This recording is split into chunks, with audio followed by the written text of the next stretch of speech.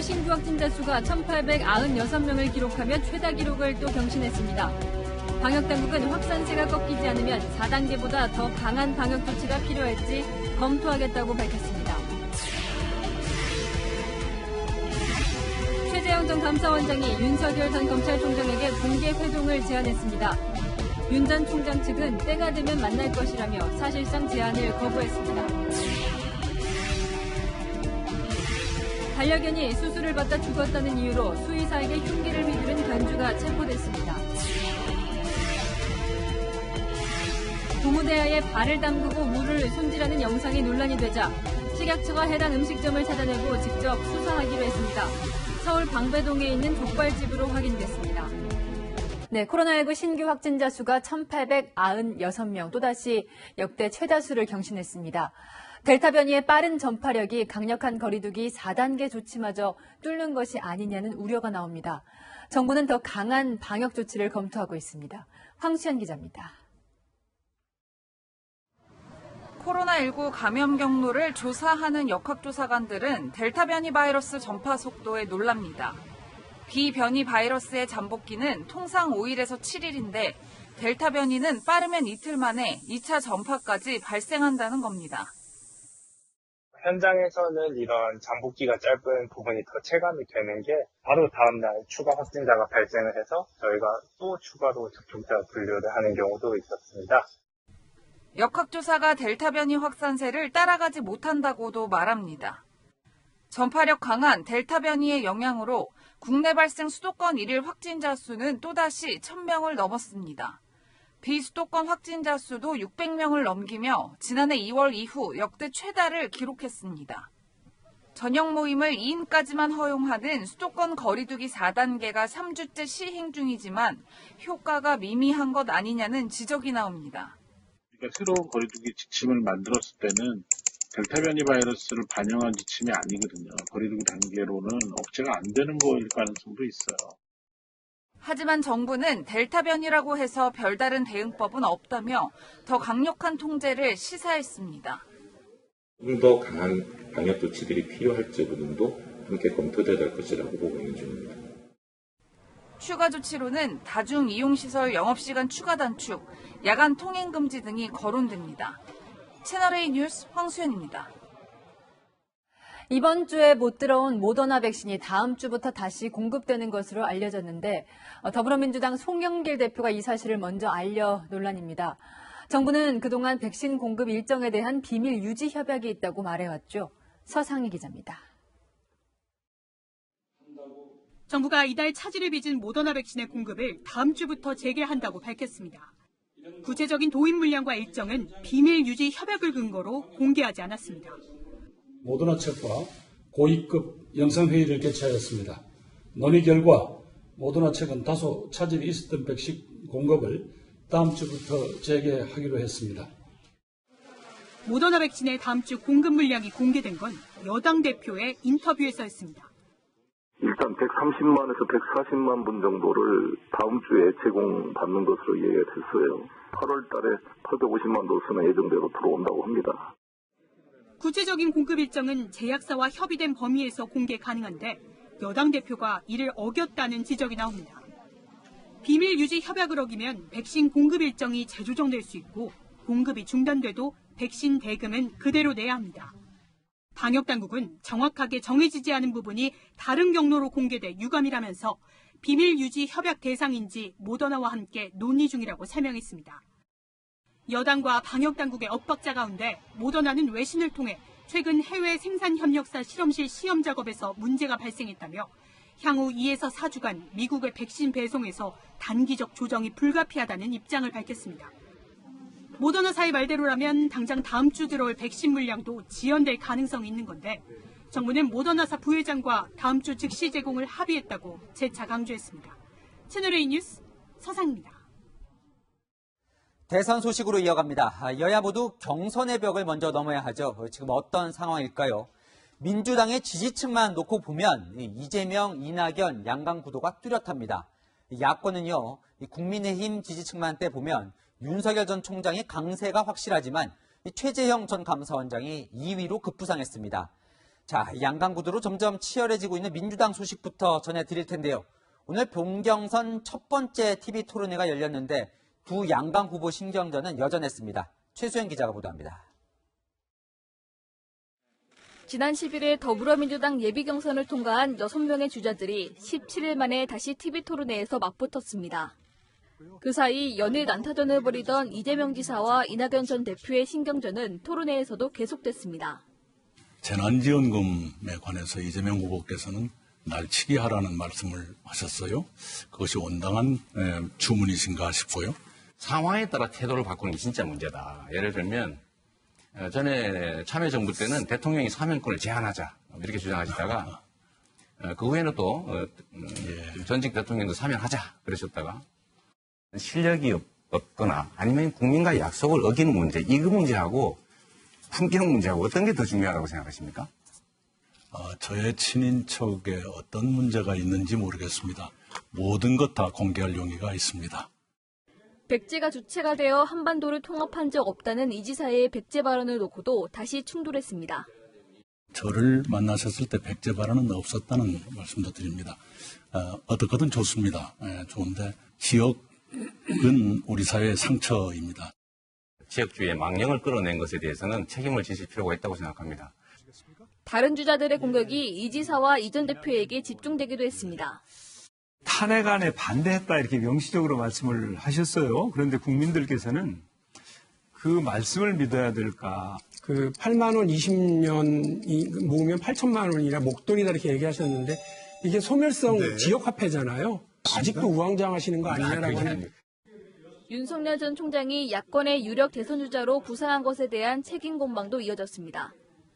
羹 잡는 예가 되겠다고 이렇게 하셨는데 지금 국민들은 다 윤석열을 보고 매라고 합니다. 2개월짜리 징계를 왜 했습니까?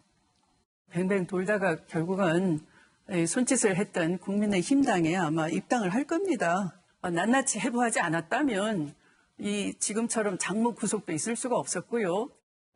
이재명, 이낙연 두 주자 모두 야권 경쟁 대선 주자로 윤석열 전 총장을 꼽았습니다. 채널A 뉴스 최수연입니다. 한동안 하락세였던 윤석열 전 총장의 지지율은 다시 소폭 올랐습니다. 국민의힘 인사들과 잇따라 만나면서 입당 논의가 본격화된 게 영향을 미쳤다는 분석입니다. 안보경 기자가 취재했습니다. 윤석열 전 검찰총장의 지지율이 소폭 상승했습니다. 한길리서치 조사 결과 윤 전 총장은 범야권 대선 주자 지지율 28.5%로 2주 전 조사 때보다 0.9%포인트 올랐습니다. 양자 대결에서도 상승세를 이어갔습니다. 이재명 경기지사와의 양자 대결에서 윤 전 총장은 41.1%, 이 지사는 36.9%를 기록하며 2주 만에 자리를 맞바꿨습니다. 이낙연 전 더불어민주당 대표와의 양자 대결에서도 지지율이 상승했습니다. 이 여론조사는 지난 24일부터 26일까지 실시됐는데 이 기간 윤 전 총장은 이준석 국민의힘 대표와 오세훈 서울시장을 잇따라 만났습니다. 지난주부터 대여 공세적인 자세를 취하고 국민의힘 합류와 관련된 여러 가지 논의가 있는 관계로 해서 여론의 주목을 받는 관계로 지지율이 상승한 것으로 보여집니다. 윤 전 총장 캠프 관계자는 국민의힘 인사와의 회동이 영향을 줬을 것이라면서도 정권 교체에 대한 국민의 열망이 나타난 것이라고 해석했습니다.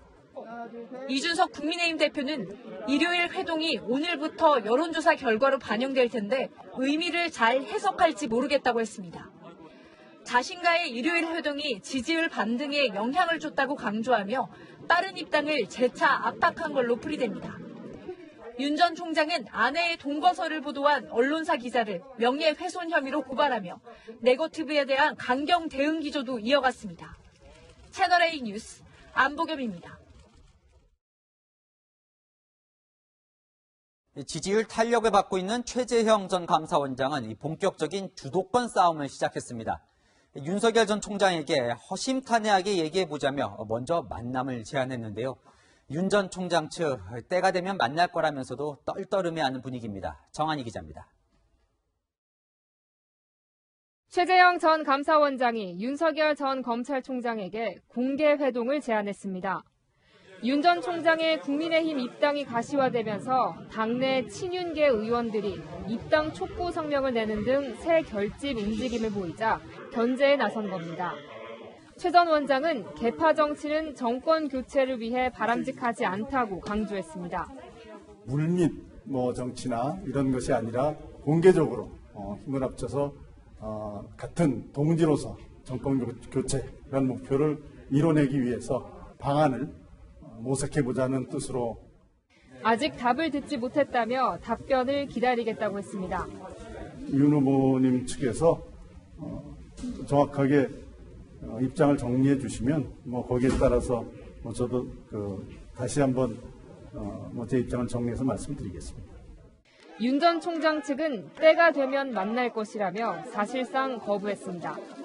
한 관계자는 윤 전 총장에게 직접 연락하지 않고 제안문을 낸 것에 대해 불쾌하다는 반응을 보였습니다. 또 다른 관계자는 오히려 최 전 원장 측이 친윤과 반윤 구도를 만들어 새 대결을 부추기고 있다고 주장했습니다. 최 전 원장은 오늘 캠프 사무실에서 실무진과 첫 만남을 가졌습니다. 조혜진 의원과 천하람 당협위원장 등이 참여해 8월 초 출마 선언 등 앞으로의 계획을 논의했습니다. 채널A 뉴스 정한입니다.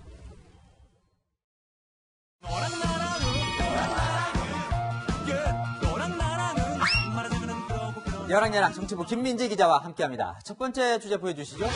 자, 민주당 이재명, 이낙연 두 대선 주자 악수는 하는데 바람이 부네요. 네, 분위기가 여전히 쌩쌩합니다.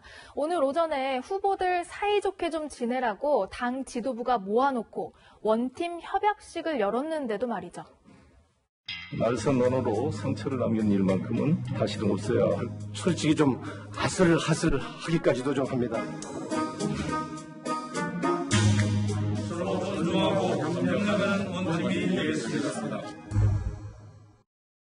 자, 저렇게 약속은 했는데 말이죠. 볼까요? 이재명, 이낙연 두 후보 어색합니다. 네, 맞습니다. 이 자리에서도 두 후보는 마주쳐도 본체 만체하거나 악수를 하면서도 냉랭한 분위기였습니다. 보면 악수하면서도 눈도 잘 안 마주치는 것 같아요. 그렇죠. 오죽하면 싸우지 말자는 의미의 협약식까지 하게 됐을까요? 후보들로서는 멋쩍은 상황이겠죠.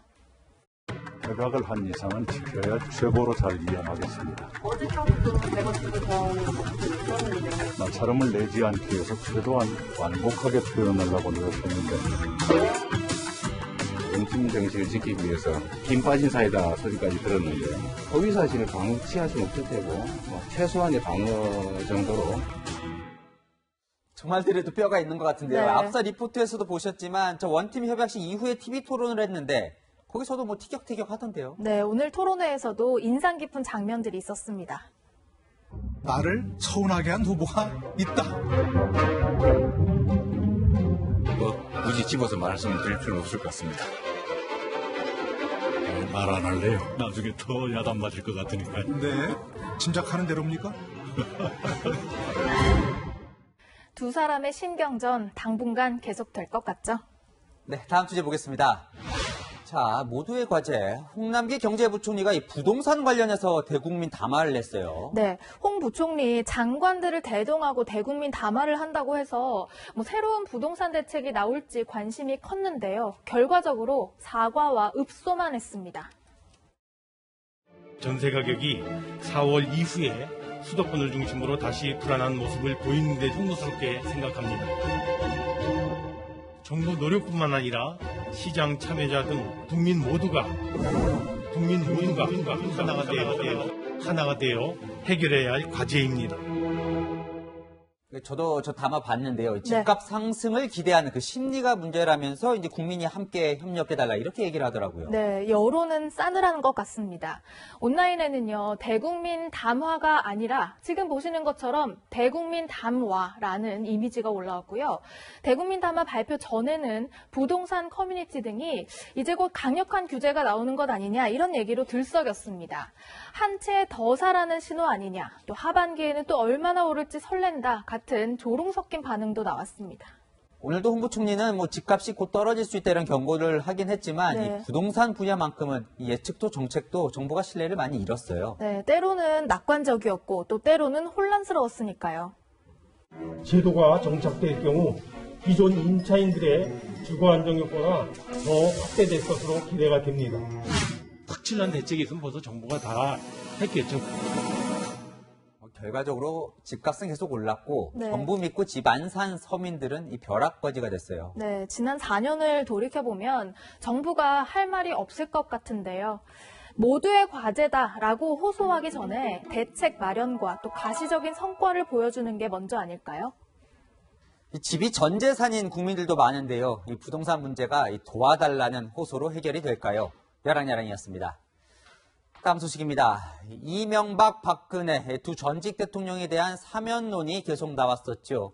일단 다음 달 이 광복절 사면은 어려워진 것 같습니다. 이 박범계 법무부 장관은 시간상 가능하지 않다며 공식적으로 선을 그었습니다. 공태현 기자입니다. 법원 확정 판결을 받고 수감 중인 이명박, 박근혜 전 대통령. 최근 건강 문제로 잇따라 외부 병원으로 옮겨졌습니다. 박 전 대통령은 허리 통증 등 지병 치료를 하려고 서울 성모병원에, 이 전 대통령은 백내장 수술을 받으러 서울대병원에 입원했습니다. 나이와 건강 등을 고려해 오는 광복절에 특별 사면되지 않겠냐는 관측이 나왔지만 박범계 법무부 장관은 불가능하다고 선을 그었습니다. 오늘 출근길 박 장관은 8.15 특사가 가능해지려면 위원회도 열어야 하는데 휴가철에다 코로나도 심각해 시간상 가능하지 않다고 말했습니다. 통상 특별사면 절차는 대상자 선정과 사면심사위원회 소집 등에 최소 2달 넘게 걸리는데 오는 광복절까지는 물리적 시간이 부족하다는 뜻으로 보입니다. 박 장관은 사면권을 가진 대통령의 지시가 없었다는 사실도 밝혔습니다. 문재인 대통령은 올해 신년 기자회견에 사면의 부정적 견해를 드러냈습니다. 지금은 사면을 말할 때가 아니다라는 생각입니다. 두 전직 대통령의 광복절 특별사면이 무산되면서 오는 연말 신년 특별사면을 앞두고 사면 논란이 다시 불거질 거란 관측도 나옵니다. 채널A 뉴스 공태현입니다. 서울대 학술대회 세미나에 앉아있는 이 학생, 조국 전 장관의 딸 조민 씨가 맞는지 그게 논란이었죠. 1심 때 조민 씨를 본 적 없다고 진술했던 이 조 씨의 고교 동창이 조민 씨가 맞다며 진술을 번복했습니다. 이 검찰 수사팀은 증언은 바뀌어도 객관적 근거는 변함이 없다고 반박하고 있는데요. 이은우 기자가 보도합니다. 조국 전 장관의 딸 조민 씨의 고교 동창 장모 씨가 번복한 진술은 지난 2009년 5월 서울대 국제학술대회에 조민 씨가 참석했는지 여부입니다. 장 씨는 정경심 교수 1심 재판 때 학술대회 현장을 찍은 영상 속 여성이 조민인지 모르겠다고 진술했습니다. 그런데 지난 23일 조 전 장관 재판에선 학술대회에서 만난 적은 없지만 영상 속 여성은 조민이 90% 맞다고 말을 바꿨습니다. 자신의 SNS엔 조민은 학술대회에 분명 참석했다고 적기도 했습니다. 검찰 수사팀은 증언은 바뀌었어도 객관적 증거는 그대로라며 반박했습니다. 영상 속 여성이 입은 교복이 조민 씨 학교 교복과 다르고 외모도 조 씨와 다르다는 겁니다. 여당은 장 씨의 진술 번복을 계기로 검찰 수사 전반에 문제를 제기하고 있습니다. 검찰 각본 가족 인질극이 양심 고백에 의해 조기 종영되었습니다. 하지만 장모 씨는 조사 과정에서 검찰의 협박과 위협, 강박은 전혀 없었다며 검사들을 매도하지 말라고 SNS에 적었습니다. 학술대회 참석 여부는 정경심 교수의 입시비리 혐의에서 차지하는 비중이 크지 않다는 지적도 나옵니다. 다음 달 2심 선고를 앞둔 정 교수 측은 장 씨의 바뀐 증언을 담은 의견서를 재판부에 제출했습니다. 채널A 뉴스 이은우입니다. 자신의 반려견이 수술을 받다 죽자 수의사에게 흉기를 휘두른 견주가 체포됐습니다. 김승희 기자입니다. 한 손에 술병을 든 남성이 동물병원으로 걸어 들어갑니다. 잠시 후 병원을 빠져나온 다른 반려견 보호자들이 밖을 서성이고 출동한 경찰이 동물병원으로 들어갑니다. 수의사들에게 흉기를 휘두른 50대 남성이 체포된 건 어제 저녁 6시 40분쯤. 수술을 받던 중 반려견이 죽자 담당 수의사에게 흉기를 휘둘러 다치게 한 혐의입니다. 반려견이 위급한 상황이라는 연락을 받고 동물병원에 찾아온 남성은 반려견이 잘못되면 가만히 있지 않겠다며 수의사를 위협했습니다. 잠시 뒤 반려견이 죽자 격분해 담당 수의사에게 수술 도구를 휘둘렀습니다. 난동은 거기서 멈추지 않았습니다. 술에 취한 채 병원을 다시 찾아와 다른 수의사의 머리를 둔기로 내리치기도 했습니다. 병원 측은 수술 전 반려견에 이상 증세가 없었지만 중성화 수술 중 갑자기 심박수가 떨어졌다고 설명했습니다. 수의사들은 팔과 얼굴에 상처를 입고 병원 치료를 받았지만 생명에 지장은 없는 것으로 알려졌습니다. 경찰은 남성을 특수상해 혐의로 입건해 조사 중이며 정확한 사건 경위를 조사한 뒤 구속영장 신청 여부를 결정할 계획입니다. 채널A 뉴스 김승입니다. 사냥개 6마리가 산책을 하던 모녀를 공격해 중상을 입힌 사건 전해드렸습니다. 취재진을 만난 개 주인은 사람을 문 건 처음이라고 말했는데 주민들의 이야기는 다릅니다. 김태형 기자가 취재했습니다. 우리 안에 있는 사냥개들이 사납게 지저댑니다. 취재진을 만난 개 주인은 평소 목줄을 채우고 다녔고 운동할 때만 목줄을 풀어줬다고 주장했습니다. 이 목줄은 왜 안 하셨던 거예요, 그때? 아니, 운동시켰어요, 어제. 운동 때문에 안 한 거예요? 집에서는 하죠. 목줄을 메고 있으면 애들이 제대로 이렇게 못 뛰어다니니까. 네. 개 주인은 경찰 조사에서 멧돼지 같은 유해동물을 막으려고 개들을 키웠다며 사람을 공격한 건 이번이 처음이라고 진술했습니다. 하지만 마을 주민 이야기는 다릅니다. 모녀를 공격한 당일 아침에도 이들 개에게 물릴 뻔한 아찔한 상황이 있었다는 겁니다. 이때 역시 목줄도 입마개도 하지 않은 상태였다고 합니다. 동물이 막 다녀드는 거야. 내가 골프채를 안 가지고 있었던 내가 다녔다고요. 지난해엔 사냥개들이 이유식 이루던 개를 공격해 죽이는 일도 있었습니다. 갔다가 물어가지고 키웠어. 사냥개에게 물린 모녀 상태는 여전히 위중한 상황. 문경 씨는 개 6마리 모두 안락사시킬 방침입니다. 견주께서 안락사 하는 거에 동의를 하셔가지고 안락사 처리를 할 계획이에요. 경찰은 개 주인에 대한 조사를 마치는 대로 구속영장 신청 여부를 결정할 방침입니다. 채널A 뉴스 김태형입니다.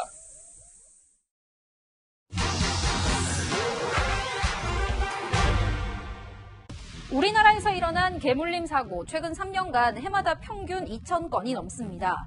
목줄과 입마개를 하지 않은 상태에서 물림 사고가 나면 견주의 책임 어디까지 져야 하는지 따져봅니다.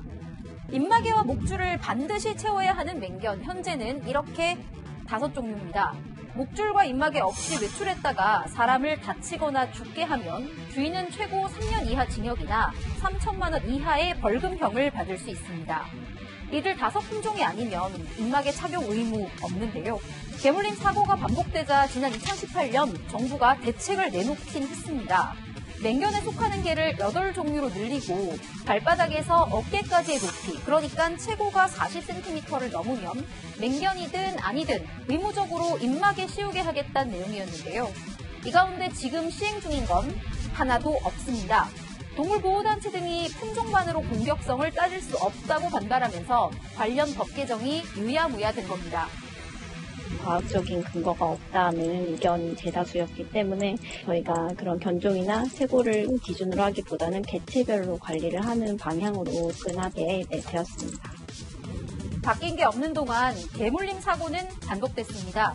2019년 부산 해운대에선 대형견이 남성을 물어서 다치게 하는 사고가 났는데요. 정부 대책이 시행됐다면 최고 기준에 따라서 입마개를 써야 하는 게였죠. 결국 지난해 1월 농림축산식품부가 동물보호법 고치겠다는 계획을 내놓긴 했습니다. 사람을 다치게 하거나 위협하는 게 공격성을 평가해서 안락사 명령을 내릴 수 있게 하겠다는 건데요. 정부의 목표는 올해 안에 법 개정안을 국회에 제출하는 겁니다.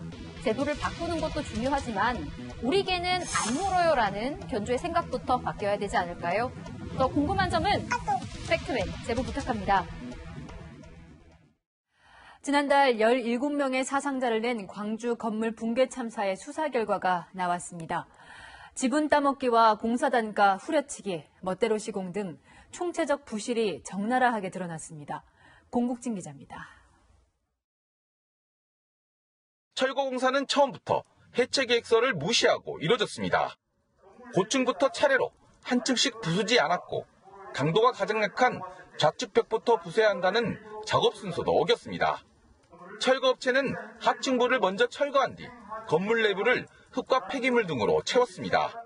건물 밖에 흙더미를 쌓은 뒤 특수 장비를 사용한다고 했지만 실제로는 임차 비용이 저렴한 일반 구착기를 동원해 내부에서 작업했습니다. 가로로 미는 힘, 즉 횡하중이 취약한 디귿자 형태로 작업을 벌이면서 하중을 견디지 못한 건물이 넘어졌다는 겁니다. 11m 높이의 성토물이 붕괴하였고 그 과정에서 다량의 성토물이 건물 전방으로 거동되어 이것이 횡하중으로 작용해 건물을 도로 방향으로 전도시켰습니다. 불법 제하 도급 과정에서 가격 후려치기도 벌어졌습니다. 하청업체는 당초 50억 원의 계약을 따냈지만 불법 제하 도급 과정에서 12억 원으로 줄었습니다. 공사에 참여하지 않고 수익 지분만 챙기는 지분 따먹기가 이루어진 사실도 확인됐습니다. 경찰은 23명을 입건하고 이 가운데 현대산업개발 현장 소장과 감리자, 하도급업체 관계자 등 6명을 구속했습니다. 또 조합이 업체를 선정하는 과정에서 금품이 오갔는지 등 재개발 사업 비리와 관련해서도 수사를 확대하고 있습니다. 채널A 뉴스 공진입니다. 중고거래 플랫폼인 당근마켓 요즘 많이 이용하시죠? 한 달 이용자만 1,500만 명에 이릅니다. 그런데 당근마켓에 명품 가방을 싸게 판다고 글을 올린 뒤 80명 넘는 사람에게 1억 원을 가로챈 사기꾼이 붙잡혔습니다. 홍지은 기자입니다. 하얀 쇼핑백을 든 남성이 고개를 숙인 채 은행으로 들어갑니다. 20분 뒤 경찰관 2명에게 끌려 나옵니다. 쇼핑백에 담긴 건 현금 500만 원. 현금 인출기에서 돈을 뽑자마자 잠복 중이던 경찰관에 붙잡힌 겁니다. 경찰이 50대 김모 씨를 체포한 건 지난 5일. 지난 5월부터 중고 명품 가방을 이용한 사기 사건이 잇따르자 용의자를 추적하던 중이었습니다. 모두 중고거래 플랫폼인 당근마켓을 통해 벌어진 사건이었습니다. 자영업을 하는 30대 여성도 사기 피해자 중 한 명이었습니다. 1,000만 원을 웃도는 샤넬 가방이 117만 원에 올라온 걸 보고 급히 돈을 보냈던 겁니다. 판매글을 올린 사람은 자신을 아기 엄마로 소개했습니다. 아기 때문에 직거래를 하러 나갈 수가 없다. 택배 혹은 피거래로만 판매를 하고 있다고 말씀하셔가지고 돈을 입금한 뒤로는 연락이 끊겼습니다. 사진 안에 영수증, 정품 인증을 해주는다든지 그런 것들이 좀 확실했어요. 싸게 올라오는 거가 조금 더 획득하고 사실이었잖아요. 경찰 수사 결과 이런 식으로 2달 동안 83명이 1억 원의 피해를 봤습니다. 피해자는 대부분 20대와 30대 여성이었습니다. 문제는 김 씨가 현금 인출책에 불과하고 주범은 잡히지 않았다는 겁니다. 주범은 사기글을 올리면서 김 씨 계좌를 활용했고 김 씨는 5에서 10%의 수수료를 떼고 주범에게 돈을 송금했습니다. 경찰은 지난 14일 김 씨를 사기 혐의로 수원지검에 넘기고 주범을 추적하고 있습니다. 채널A 뉴스 홍지은입니다. 고무대야에 발을 담근 채 물을 손질하는 영상. 우리나라 식당에서 일어난 일로 알려지며 크게 논란이 됐습니다. 식약처가 영상을 정밀 분석해서 음식점을 찾아냈습니다. 박정석 기자입니다. 한 남성이 고무대야에 발을 담그고 물을 손질합니다. 물을 씻던 수세미로 갑자기 자신의 발을 문지르더니 그 수세미로 다시 물을 씻습니다. 비위생적인 장면이 최근 온라인에서 논란이 되자 식약처가 눈에 불을 켜고 해당 음식점을 찾아냈습니다. 단서는 영상에 나온 노란 학원 차량의 번호판이었습니다. 차량 정보를 이제 조회해가지고 이제 그 지역으로 특정을 했고요. 위성 사진 이런 걸 좀 확대할 수 있는 장비를 가지고 반경 한 2km 이내를 하나하나 다 지금 뒤져가지고 이제 건물 주변을 또 특정을 하고. 덜미를 잡힌 해당 식당은 서울 방배동의 한 족발집이었습니다. 식약처는 즉각 현장 단속에 나섰고 역시나 주방 위생 상태는 엉망이었습니다. 또 유통기한이 지난 머스타드 드레싱 제품을 냉채 족발 소스에 사용했고 역시 유통기한이 지난 고추장도 조리 목적으로 보관하고 있었습니다. 냉동 족발과 만두도 보관 기준 온도를 준수하지 않은 것으로 드러났습니다. 특히 영상에 찍힌 무 세척 장면은 지난달 해당 업소 조리사가 한 행동인데 지난 25일부터 출근하지 않고 있는 것으로 조사됐습니다. 식약처는 식품위생법 위반이 확인된 만큼 관할구청에 행정처분을 의뢰하고 수사를 진행한다고 밝혔습니다. 채널A 뉴스 박정서입니다. 그동안에는 수도권에서 밤 10시 이후에 유흥업소를 운영하다 적발되어도 업주와 손님 모두 과태료만 내면 됐는데요. 이제는 달라집니다. 어제 적발된 서울 강남구의 한 유흥업소, 업주와 손님 모두 입건됐습니다. 김호영 기자입니다. 119 대원들이 잠금 장치를 부수고 문을 엽니다. 자, 움직이지 마요. 자, 저 여기 건물 다 뒤질 거야. 비밀문이다 다 찾으세요. 벽처럼 생긴 문을 열자 창고가 나타나고 창고 안에 또 다른 문을 열자 손님과 접객원들이 줄지어 나옵니다. 여기 건물 좀 있어. 나와! 폐업한 노래방에 사람들이 드나든다는 신고를 받고 경찰이 단속에 나선 건 어젯밤 10시 40분쯤. 영업 제한 시간인 10시를 훌쩍 넘긴 시각이었습니다. 경찰 조사 결과 유흥업소 종사자들이 노래방을 빌려 2주간 무허가 영업을 해온 걸로 드러났습니다. 경찰은 업주와 접객원 말고도 손님 6명까지 모두 11명을 형사 입건했습니다. 남자 손님만 처음에는 3명 있었습니다. 그것으로 끝인 줄 알았더니 그 안에 손님들하고 여성 유흥 종사자들도. 앞서도 집합금지 명령을 어기고 클럽 등을 방문했다가 형사처벌된 사례는 있었습니다. 하지만 이번처럼 영업 제한 시간을 어긴 손님에 대해 지방자치단체가 고발하지 않았는데도 형사 입건한 건 처음입니다. 서울시는 지난 20일부터 영업시간 제한을 어기면 과태료 처분 대신 형사 고발하기로 밝힌 바 있습니다.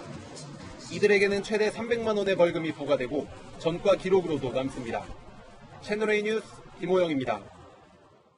내가 사는 동네에 코로나 감염 환자를 치료하는 이 격리시설이 들어온다면 불안함을 느낄 법도 한데요. 오히려 확진자들을 위한 배려를 아끼지 않는 동네가 있습니다. 현장 카메라 정다은 기자가 다녀왔습니다.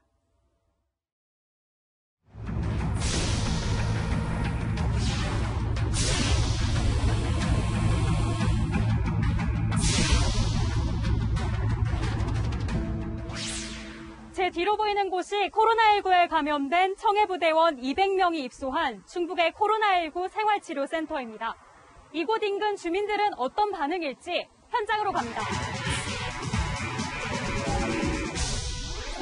코로나19 확진자들이 마을에 있는 생활치료센터에 입소할 때마다 주민들은 반대 입장을 보여왔지만 청해부대 장병들을 향해선 달랐습니다. 국익을 선양하기 위해서 나갔던 그 청해부대 군인이라는 말을 듣고 우리가 이건 반대하면 안 된다. 순수히 응해줘야 된다. 그런 생각을 했죠. 다만 쉬운 결정은 아니었습니다. 여름철 피서객들이 찾아오는 곳인데 확진자들이 대거 와 있다는 점 때문에 손님이 80% 이상 줄어들었다고 말합니다. 30년 장사 이렇게 하면서 처음이거든요. 뭐 이런 벌어지니까 진짜 막막하죠 막. 피해를 감수하기로 한 주민들은 자식 같은 장병들이 입소하는 모습을 보고 눈물도 났다고 합니다. 생계에 달려있지만 그래도 걔네들이 온다는데 버스가 지나가는데 봤는데 그냥 아프더라고. 마음. 제 나이 때도 그런 자식이 다 있으니까. 마을 주민들은 장병들에게 원하는 과자나 음료를 묻고 취합해 위문품으로 전달했고 장병 부모들은 마을 주민들에게 전화로 감사의 뜻을 전했습니다. 군인들이기 때문에 내 자식 없고 내 손자 같은 애들이라 우리 국민들이라도 더 위로해주고 따뜻한 마음을 가져야 된다. 이곳 충남의 생활치료센터에선 지난 20일 외국인 코로나19 확진자가 무단 이탈하는 일이 있었습니다. 당시 그는 몰래 마을로 내려가 택시를 타고 이곳을 벗어났는데 당국은 3시간여 만에 그를 다시 찾아내 재입소시켰습니다. 주민들은 그런 일이 반복돼선 안 된다며 분통을 터뜨립니다. 비밀로 가장 문제인데 관리를 잘못해서 확진자가 동네 다닌다는 건 말도 아니잖아요. CCTV 모니터링은 제대로 이뤄지지 않았고 주변에 울타리도 없어 쉽게 마을 쪽으로 빠져나갈 수 있었다고 합니다. 사고 없이 모범적으로 잘 되길 바랬지. 그래 동네 분들도 항상 신경 쓰고. 근데 일이 그렇게 돼버리니까 황당하더라고. 주민들은 재발 방지 대책을 요구한 상황. 울타리라도 좀 쳐주고 주민들하고 접촉을 좀 최소화할 수 있도록 재발 방지를 위해서 건의를 하고. 불안, 불편등을 감수하면서 국가적 방역 방침에 따르고 때로는 온정의 마음도 나누는 주민들을 위해 생활치료센터 관리에 빈틈이 없어야 할 것입니다. 현장 카메라 정다은입니다. 일본의 코로나19 확진자가 급속히 늘어나 9천 명을 돌파했습니다. 일본 정부는 올림픽 경기 중단은 없다고 밝혔지만 선수들은 컨디션 조절에 애를 먹고 있습니다. 도쿄 김범석 특파원입니다. 국립경장 앞은 도로 통제에도 불구하고 연일 시민들로 북적입니다. ちょっと前の数字が逆に正しかったのかなとか、外国人の方が増えてきたからなのかっていう不安な気 오늘 도쿄의 코로나19 신규 확진자는 3,177명으로 처음으로 3,000명을 넘었고 전국 확진자 수도 9,500명대로 급증했습니다. 선수 등 올림픽 관련자 감염도 169명이나 됩니다. But I'm still stuck here in this room, and it's not a great living condition, physically and mentally. 코로나19 확산은 선수들의 경기력에도 악영향을 미치고 있는 것으로 알려졌습니다. 미국 체조 스타 시몬 바일스의 예상 밖의 킥권, 일본 테니스 스타 오사카 나오미의 16강 탈락 등도 방역 상황과 무관하지 않다는 분석입니다. 월스트리트 저널은 코로나19 대유행으로 가장 이상한 올림픽이 됐다며 경기 환경 등이 선수에게 스트레스로 작용하고 있다고 분석했습니다. Oh, absolutely. I was so worried about that all throughout the pandemic, and at times it made it hard during training to stay motivated and want to keep going because it was super easy to be like. 일본 정부는 올림픽 중단은 없다고 말합니다. 人流も減ってますし、そこはありません。 선수들의 선전에 분위기 반전을 노리고 있지만 일본 정부는 외출 자제만을 호소하고 있어서 감염 상황은 쉽게 나아지지 않을 것으로 보입니다. 도쿄에서 채널A 뉴스 김범석입니다. 요즘 덥다는 소식만 전해드리는 것 같은데요. 올여름 유난히 폭염이 길다고 느끼신다면 정답입니다. 아직 7월 말인데 서울의 폭염 일수는 12일, 열대야 일수는 13일로 평년 여름철 기준을 이미 넘어섰습니다. 더위의 기세가 만만치 않죠. 오늘 밤사이에도 열대야가 나타나는 곳이 많겠는데요. 잠들기 전 미지근한 물로 샤워를 하면 숙면을 취할 수 있다고 합니다. 내일 한낮에 서울과 대전은 34도까지 오르겠습니다. 내일까지 수도권을 포함한 내륙에는 소나기가 쏟아질 수 있겠는데요. 강수 시간이 짧아서 더위를 식히지는 못하겠습니다. 그래도 출근길 우산 잘 챙기시기 바랍니다. 태풍 네파탁은 밤사이 동해상으로 빠져나가겠습니다. 내일 도쿄의 날씨 올림픽의 열기만큼이나 뜨겁겠고요. 오전 한때 비가 내려서 습하겠습니다. 토요일에는 전국에 비가 내리겠습니다. 날씨였습니다. 하늘이 저를 은메달밖에 안 만들어주는 것 같아요. 은메달도 참 대단한 건데 예전에는 이 금메달 놓치면 아쉬워했죠. 요즘 선수들은 좀 다릅니다. 어제 이다빈 선수 결승전에서 진 뒤에 우승 선수에게 엄지를 들었습니다. 덜 간절해서 덜 노력해서가 아닙니다. 죽어도 금메달 따고 죽겠다며 수술받고 일주일도 안 돼 선수촌으로 달려간 악발입니다. 그런데도 모든 선수들이 다 간절했을 테니 축하하고 싶었다고 하네요. 시대가 바뀐 걸까요? 쿨한 우리 선수들 멋있습니다. 오늘의 한마디는 우리 마음속엔 당신이 챔피언으로 하겠습니다. 오늘 뉴스 여기까지입니다. 내일도 뉴스입니다.